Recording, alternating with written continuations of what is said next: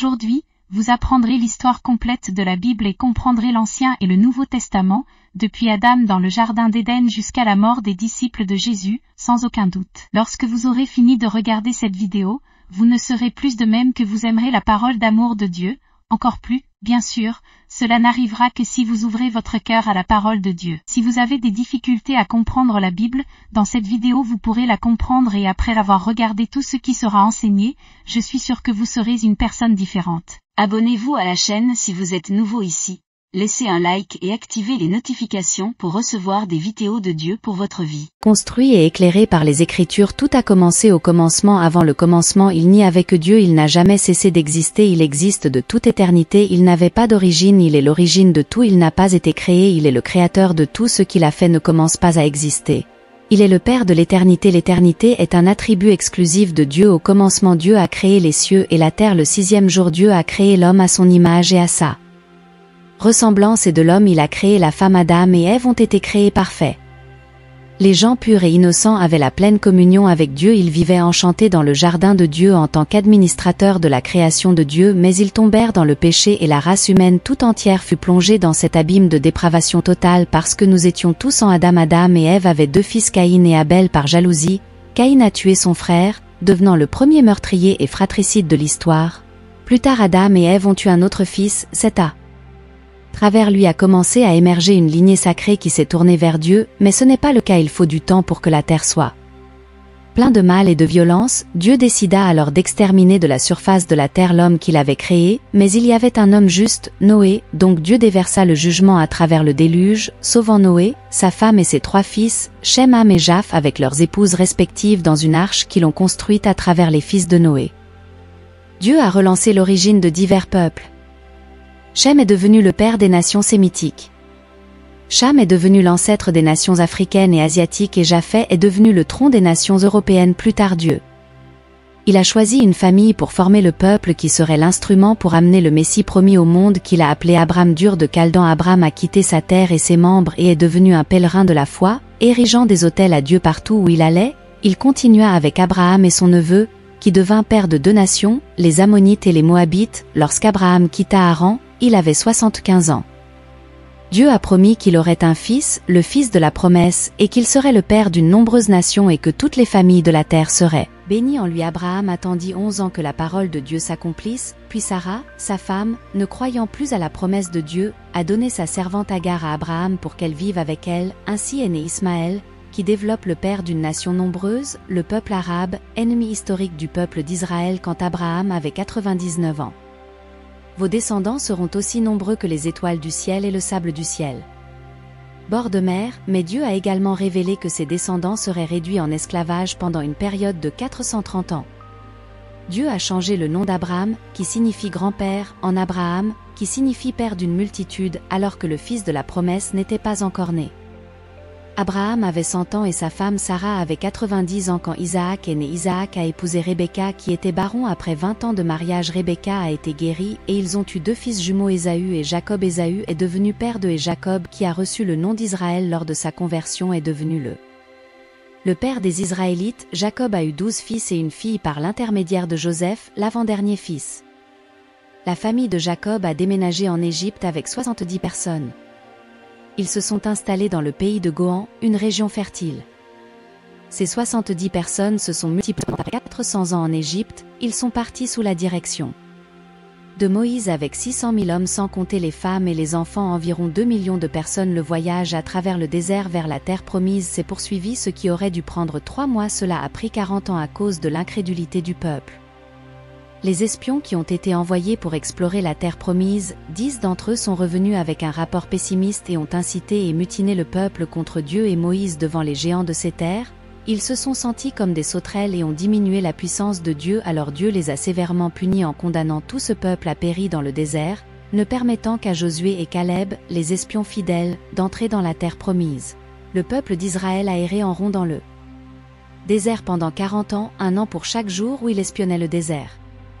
Terre, le désert est devenu le plus grand cimetière du monde où toute la génération qui a quitté l'Égypte a péri sauf les 2 hommes qui ont osé faire confiance en Dieu après 40 ans de pèlerinage. Nous avons 6 ans de conquête de la terre sous la direction de Josué, mais il y a encore beaucoup de terre à conquérir. Josué, le serviteur de Moïse, a présenté au peuple la terre promise grâce à un appel de Dieu et une habilitation extraordinaire.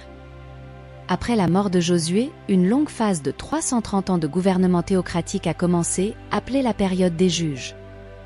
C'était une période de grande instabilité spirituelle et de haut et de bas dans la vie d'Israël à l'époque des juges. Le peuple faisait ce qu'il voulait en raison de la dureté du cœur du peuple d'Israël. Ils étaient opprimés par de nombreux ennemis à cette époque. Dieu a suscité des dirigeants de grande stature comme Gédéon, Jépha, Samson et Samuel. Après cette longue période est arrivée une nouvelle phase, la monarchie. Le peuple d'Israël, regardant les nations voisines, a demandé un roi. Le peuple ne voulait plus que Dieu les gouverne. Samuel, le dernier juge, a alors oint Saul. En tant que roi d'Israël, Saul a régné pendant 40 ans, il a bien commencé et mal terminé, il a ouvert les rideaux de son règne avec humilité, mais a ensuite succombé à la cruauté de l'orgueil et finalement à la rébellion et à l'apostasie. Après lui, David a régné à sa place. Également pendant 40 ans, déplaçant la capitale d'Israël d'Hébron à Jérusalem, son règne fut un succès.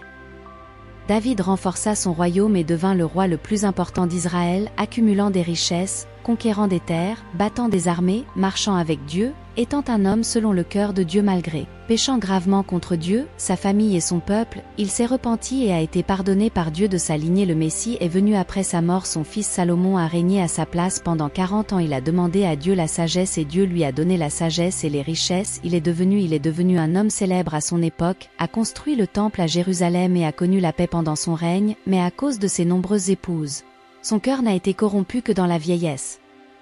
Salomon s'est tourné vers Dieu et s'est repenti de son péché. Nous avons donc eu 120 années du Royaume-Uni. Saul est tombé dans les pièges de la sorcellerie, David dans le piège de l'adultère et Salomon en proie à l'idolâtrie. Dieu a exaucé le désir du peuple d'avoir des rois, mais le peuple a dû subir les conséquences de ce choix imprudent. Après la mort de Salomon, le royaume a été divisé parce que son fils Rehob a refusé d'écouter à l'appel du peuple pour alléger les lourdes taxes. Le faste, la splendeur et le luxe du gouvernement de Salomon étaient soutenus par le travail des travailleurs étranglés par des impôts exorbitants qui profitèrent de la transition du pouvoir pour exiger des changements tels que ils n'ont pas réussi, ils ont été incapables de s'aligner sur le nouveau roi, donc 10 des 12 tribus ont conspiré contre Rehob et ont suivi un nouveau chef, Jobu, qui a couru pour former le royaume du Nord avec sa capitale devenant Samarie. Le royaume du Nord a duré 209 ans, le royaume comptait 19 rois de 8 dynasties différentes, aucun de ces rois n'était juste, ils se sont tous détournés de Dieu et ont suivi les voies de Jéroboam.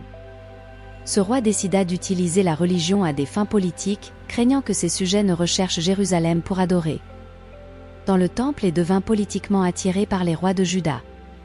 Jéroboam décida de construire des temples dans le royaume du Nord à Bethel-Gigal et Bébéa y plaça un veau d'or et incita le peuple à l'adorer comme s'il était Dieu lui-même.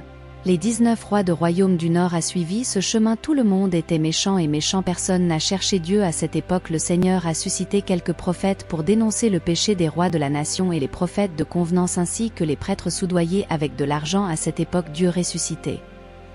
Les prophètes Amos, Osée et Michée ont affronté courageusement les déviations de la nation, des palais aux huttes, des temples rivaux au commerce, des rues aux champs. Ils ont dénoncé la corruption politique et ont élevé la voix contre la religion prostituée. Ils ont lancé l'accusation de Dieu contre des pouvoirs exécutifs et législatifs corrompus, dénonçaient l'injustice sociale et l'oppression économique, appelaient le peuple à la repentance. Mais leurs messages tombèrent dans l'oreille d'un sourd sous le règne d'Achab par l'intermédiaire de son épouse Jézabel.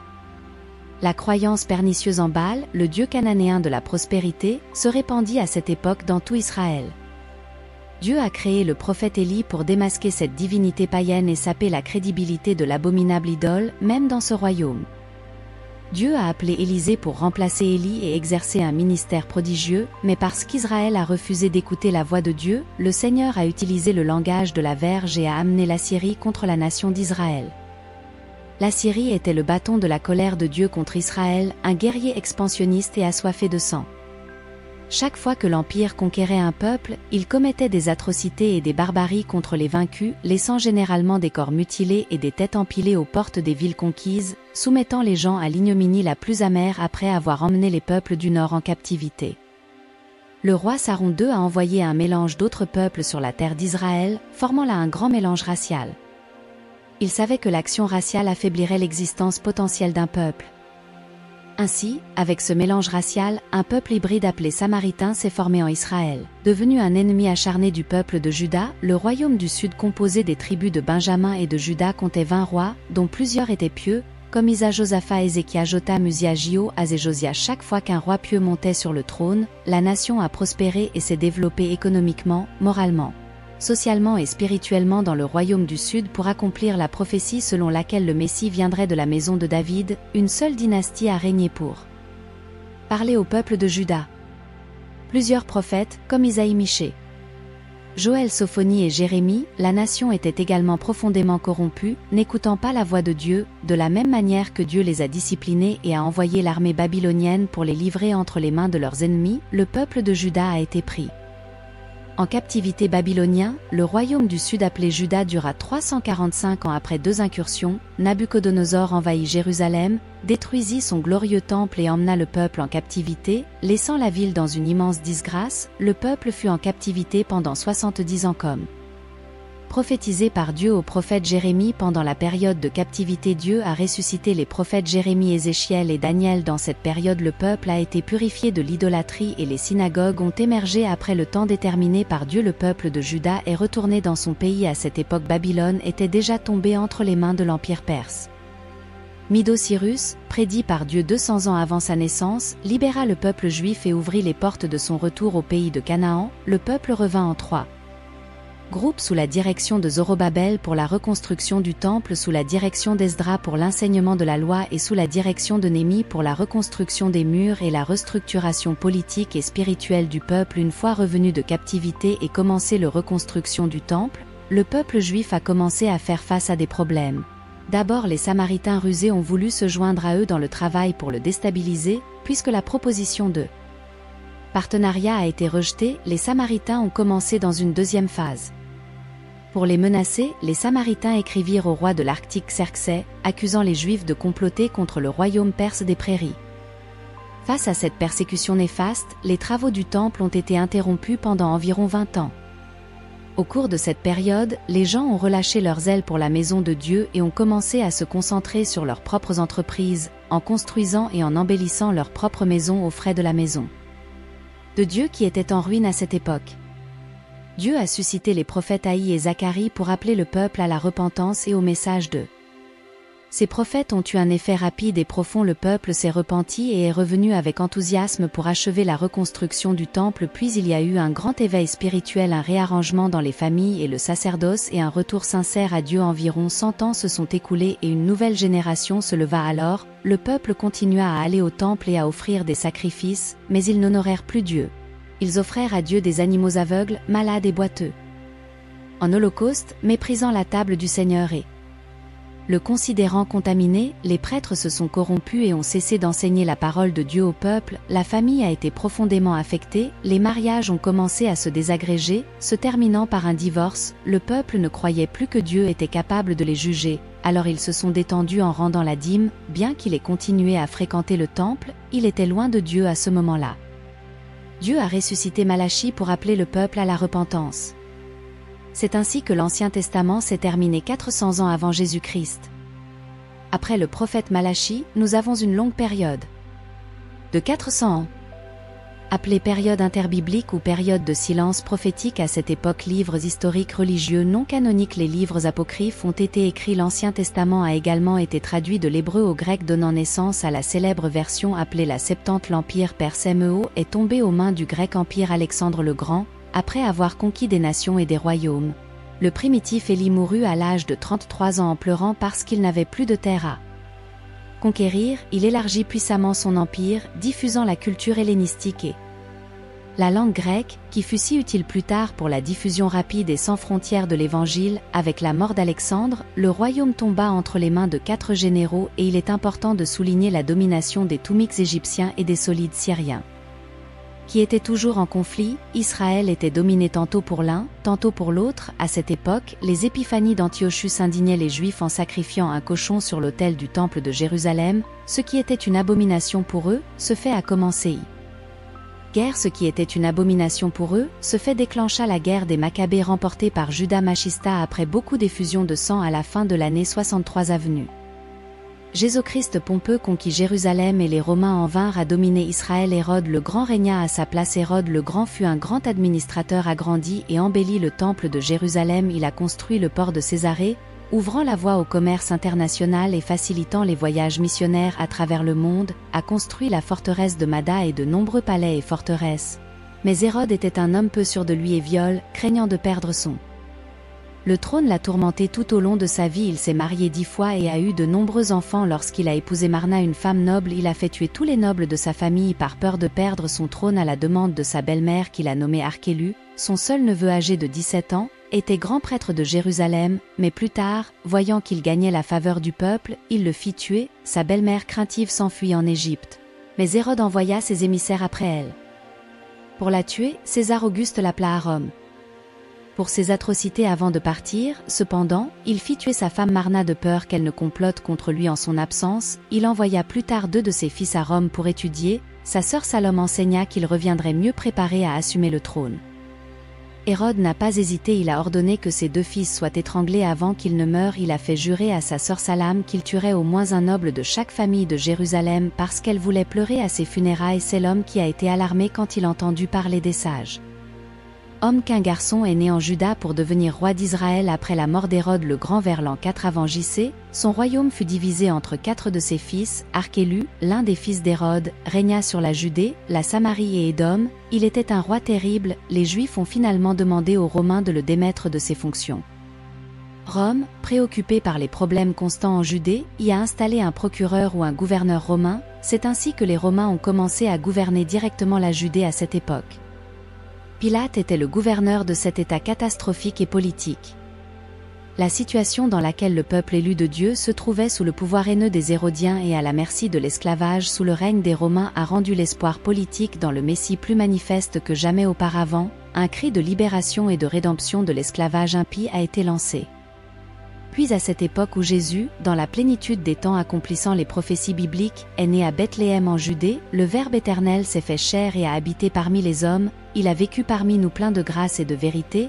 Il portait une peau humaine, il a mis des sandales d'humilité, a marché notre terre, a mangé notre pain, a bu notre eau, a ressenti notre douleur, pleuré nos larmes, a porté nos péchés dans son corps sur la croix et s'est levé dans la gloire pour notre justification. Les cultures hellénistiques et romaines ont adhéré à la contribution juive à la venue du Messie à le monde. Lorsque Jésus est né, la Palestine était sous la domination de Rome avec la persécution d'Hérode le Grand. Joseph et Marie s'enfuirent avec l'enfant Jésus en Égypte, y restant jusqu'à la mort du méchant roi. Ils revinrent d'Égypte et s'installèrent dans la ville de Nazareth où ils y avaient déjà vécu. Jésus a grandi comme fils de charpentier. À l'âge de 30 ans, il a commencé son ministère après avoir été baptisé dans le Jourdain par Jean-Baptiste, s'identifiant ainsi aux pécheurs qu'il est venu sauver. Là dans le Jourdain, pendant que Jésus a prié, les cieux se sont ouverts et le Père a dit: ceci est mon Fils bien-aimé en qui je suis très heureux. À ce moment précis, le Saint-Esprit est descendu sur lui sous la forme d'une colombe, l'équipant du pouvoir pour commencer son ministère depuis le Jourdain où Jésus a été conduit. Le désert par le Saint-Esprit. Il a jeûné pendant 40 jours et 40 nuits durant lesquelles il a été tenté par le diable 3 fois. Le diable a attaqué Jésus pour le renverser, mais le Fils l'a vaincu dans le désert en utilisant toujours l'épée de l'Esprit, la parole de Dieu. Le diable a renversé le premier au paradis mais fut vaincu par le deuxième Adam dans le désert du désert. Jésus, rempli du Saint-Esprit, se rendit en Galilée. Arrivant à Nazareth où il vécut la majeure partie de sa vie terrestre, il entra dans la synagogue, prit le rouleau du livre d'Isaïe et lire: l'Esprit du Seigneur est sur moi parce qu'il m'a oint pour prêcher, pour guérir et délivrer. Jésus a appelé 12 hommes qu'il a nommés apôtres, investissant la plupart de son temps pour les former et les disciples. Il a voyagé à travers la Galilée, Peura, Samarie et la Judée, a prêché dans les villes d'Aldéa et Campos. Il prêchait dans les synagogues et dans le temple. Il prêchait en plein air sur la plage et aussi dans les maisons. Il prêchait aux foules et aussi aux petits groupes. Jésus allait partout faisant le bien et libérant tous les opprimés du diable. Il guérissait les malades, il nourrit les affamés qu'il a donnés vision aux aveugles, il redressa les paralysés, il fit marcher les boiteux, il donna l'ouïe aux sourds, il purifia les lépreux, il libéra les possédés, il ressuscita les morts, il fut la révélation suprême de Dieu aux hommes, il donna le nom Emmanuel, Dieu avec nous. Il est Dieu lui-même manifesté dans la chair. Jésus est venu avec une mission définie pour tous ceux à qui le Père l'a donné. Il est né pour mourir, il est mort pour que nous puissions vivre. L'apôtre Paul a été catégorique lorsqu'il a dit qu'il est mort pour nos péchés selon les Écritures, il a été enterré et est ressuscité le troisième jour. Selon les Écritures, sa mort n'était pas un accident ni sa résurrection une surprise. Le diable a utilisé divers dispositifs pour l'éloigner de la croix, mais Jésus a marché vers elle comme un roi marche vers la couronne sur la croix. Jésus lui a écrasé la tête du serpent et a triomphé des principautés et des puissances, les exposant au mépris sur la croix. Jésus a achevé l'œuvre de rédemption sur la croix, il nous a libérés. La mort n'a pas pu l'arrêter. Le troisième jour, Jésus est ressuscité pour notre justification avant de monter au ciel. Il a demandé à ses disciples de rester à Jérusalem en attendant la promesse du Père jusqu'à ce qu'ils soient dotés du pouvoir dans Actes 1, 8. Jésus parle de la puissance donnée par le Saint-Esprit et donne également la stratégie d'action à suivre pour être témoin à la fois à Jérusalem et dans toute la Judée, la Samarie et jusqu'aux extrémités de la terre. Après la Pentecôte, l'Église a explosé à Jérusalem même avec une croissance surprenante des foules. Y furent continuellement ajoutés. La croissance et l'expansion de l'Église de Jérusalem sont enregistrées par Luc ci-dessus. Au chapitre 7 du livre des Actes, comme l'Église était encore limitée à la Judée, Dieu envoya la persécution contre elle et les croyants furent dispersés, emportant la parole partout où ils allaient. C'est ainsi que Philippe arriva en Samarie, brisant les murs de l'inimitié et prêchant là-bas, avec puissance. Le peuple se réjouit d'entendre et de voir les choses que Dieu faisait à travers Philippe, le diacre prédicateur. Il parlait et prêchait aux oreilles et aux yeux par l'imposition des mains des apôtres Pierre et Jean, les Samaritains. A également reçu le Saint-Esprit. L'Évangile s'est répandu au-delà des frontières d'Israël avec la conversion du persécuteur de l'église Saul de Tarse sur la route de Damas. Plus tard, une église gentilis, l'église d'Antioche syrienne, est devenue la mère du culte des missions naturelles. Après cela, Barnabas et Saul partit pour son premier voyage missionnaire dans les régions de Galatie, en passant par Perge, Derbe, Iconium et Lystra, fondant des églises et devenant prêtres. Lors du deuxième voyage missionnaire, Paul et Silas se rendirent dans les provinces de Macédoine et d'Aïa. Implanté des églises à Philippe, Thessalonique, Bérée et Corinthe. D'Antioche syrienne, Paul a écrit la lettre aux Galates, à Corinthe et les 2 lettres aux Thessaloniciens lors du troisième voyage missionnaire. Paul a visité la province d'Asie mineure, restant 3 ans à Éphèse, capitale de la province d'où il écrivit les 2 lettres à l'église de Corinthe. Dans cette ville cosmopolite de plus de 300 000 habitants, se trouvait le temple de la déesse Diane, un palais de marbre 4 fois plus grand que le Panon d'Athènes, l'un des les 7 merveilles du monde antique. Au cours des années que Paul a passées en Asie mineure, des églises ont été implantées dans toute la province, comme celles de Pergame, Tota, Sardes, Philadelphie, Lésia, Colo et Hiérapolie, en raison de la famine qui a ravagé le monde à l'époque de l'empereur Claude. Les Juifs ont été expulsés de Rome comme indiqué dans le livre d'Actes 18, 2. Paul a ensuite fait une grande collecte parmi les églises païennes pour les apporter aux pauvres de Judée. Alors qu'il s'embarquait vers Jérusalem, il informa les anciens d'Éphèse que ce qui l'attendait depuis.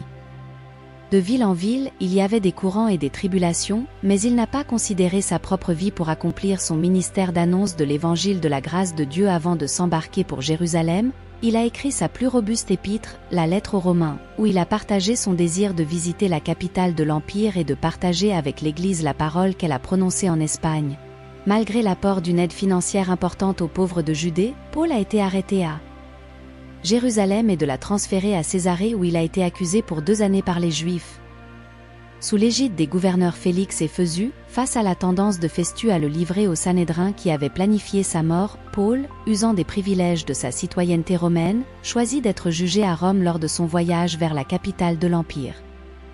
Il a fait face à un terrible naufrage du bateau, il s'est complètement effondré mais tous les passagers et l'équipage ont été miraculeusement sauvés comme Dieu l'a promis à Paul sur l'île de Malte où ils sont arrivés. Une vipère a mordu la main de Paul mais Dieu a neutralisé le venin mortel du serpent et a même utilisé son serviteur. Pour guérir tous les malades de l'île, les Maltes envoyèrent Paul à Rome où tous ses besoins étaient satisfaits. Il y resta emprisonné pendant 2 ans dans une maison louée. Paul évangélisa la garde de Prétoria, encouragea les croyants à travailler et écrivit des lettres aux Éphésiens, aux Philippiens. Les Colossiens et Philémon. Après cette période, Paul fut libéré de prison puis écrivit la première lettre à Timothée et la lettre à Tite. Mais à partir de l'an 64, la persécution de l'Église au lieu d'être religieuse devint politique et Paul retourna en prison. Étant enfermé dans un cachot, une cave souterraine sombre, humide et insalubre, le 17 juillet 64, la ville de Rome, avec plus d'1 million d'habitants, fut incendiée. Néron, l'empereur, habillé en acteur, monta au sommet de la tour de Mât, d'où il assista à l'incroyable spectacle des flammes dévorant la ville. Il y eut 7 nuits et 6 jours de feu lorsque les flammes s'éteignirent. 70% de la ville a été détruite, les quartiers de Rome, 10 d'entre eux ont été dévastés par les flammes, les 4 quartiers densément peuplés de juifs. Et les chrétiens donnèrent à Néron un alibi pour accuser les chrétiens de l'incendie de Rome. Une persécution brutale de l'Église commença, alors il y avait un manque de bois pour faire des croix, tel était le nombre de croyants crucifiés. Les croyants étaient attachés à des poteaux recouverts de goudron et brûlés vifs jusqu'à ce qu'il illumine les chevaliers de Rome. Fut un véritable massacre de cette seconde prison. Paul écrivit sa dernière épître, la 2e lettre à Timothée, dans laquelle il rapportait l'arrivée de son propre martyre et l'espoir glorieux de prendre possession de la couronne de justice ainsi autour de la. En 67, l'apôtre vétéran a été décapité, laissant cependant un héritage béni aux générations futures. Le Nouveau Testament a été écrit sur une période de 50 ans. Nous avons 4 livres graphiques, les 4 évangiles et 3 sont synoptiques, ce qui était dans la même perspective. Les évangiles de Matthieu, Marc et Luc. L'objectif de Matthieu est de présenter Jésus comme le roi des Juifs. Écrit pour les Juifs, contient le plus grand volume de citations de l'Ancien Testament et est le plus juif des évangiles. L'objectif de Marc est de présenter Jésus en tant que serviteur. Écrit pour les Romains est l'évangile qui se concentre davantage sur les œuvres de Jésus que sur ses enseignements. L'évangile de Luc met l'accent sur Jésus comme le Fils de l'homme. Écrit pour les Grecs par un médecin, historien et voyageur gentil, son objectif est pour présenter le portrait de Jésus comme l'homme parfait. Luc est donc l'évangéliste qui parle le plus de la vie de prière de Jésus et de son ministère exercé dans la puissance du Saint-Esprit. Jean écrivit à la fin du 1er siècle pour réfuter le gnosticisme, une méchante hérésie qui niait la divinité du Christ. A une approche différente des autres. Il prouve que Jésus est vraiment Dieu et vraiment homme. Jean a sélectionné cet miracle accompli par Jésus et cette déclaration: je prouve que Jésus est en fait Dieu. Nous avons aussi les actes des apôtres qui rapportent faits liés à l'église primitive depuis sa naissance jusqu'à son expansion dans la ville de Rome. 3 églises LED, cette avance: Jérusalem, Antioche et Éphèse. 4 provinces de l'Empire furent atteintes: Galatie, Macédoine, AYA et Asie mineure. Le livre des Actes n'a pas de conclusion. Alors que l'histoire de l'Église continue, nous sommes les héritiers et les continuateurs de l'Église née à la Pentecôte. Nous avons également les lettres de l'apôtre Paul aux églises de Rome, de Galatie, d'Éphèse, de Philippe, de Colossie et de Thessalonique, ainsi que ses écrits personnels. Lettres à Timothée, Titus et Philémon. En plus, nous avons une lettre envoyée aux Juifs qui étaient tentés à cause de la persécution de revenir sur la foi qui est la lettre aux Hébreux d'un auteur inconnu. Nous avons aussi les lettres générales écrites par Jacques-Pierre. J'espère que vous avez entendu parler de cette histoire. Que Dieu bénisse votre vie si vous avez appris. Tu n'as pas encore accepté Jésus comme ton sauveur, il est encore temps de te repentir. Il peut changer ton avenir, ton histoire, il peut t'enlever toute la tristesse, toute la solitude et te fournir ce dont tu as besoin. Va dans ta chambre, fermez la porte et parlez à Dieu, il écoutera. Que Dieu vous bénisse. N'oubliez pas d'aimer et de vous abonner à la chaîne. Amen.